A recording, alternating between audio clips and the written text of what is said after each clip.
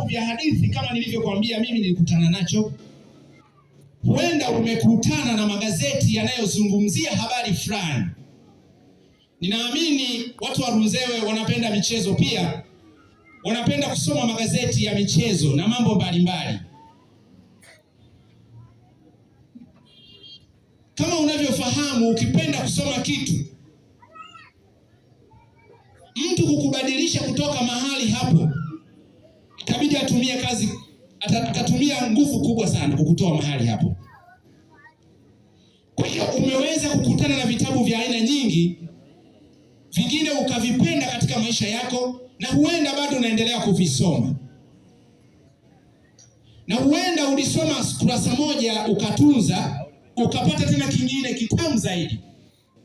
Na huenda kila kunapokucha unakutana na kitabu kingine kitamu zaidi. Lakini jioni ya leo nataka kukuletea habari ya kitabu cha pekee, kitabu cha ajabu. Bwana asifiwe. Huenda kitabu hiki unakifahamu ama hukifahamu. Na huenda kitabu hiki unakifahamu kwa kukiona, lakini huenda ukiambiwa siku moja uliposimuliwa habari za kitabu hiki, huenda hukuona kama kina uzuri. Lakini jioni ya leo, hebu tega sikio, uungane pamoja nami kuweza kusikia kitabu hiki cha ajabu ni kitabu kipi.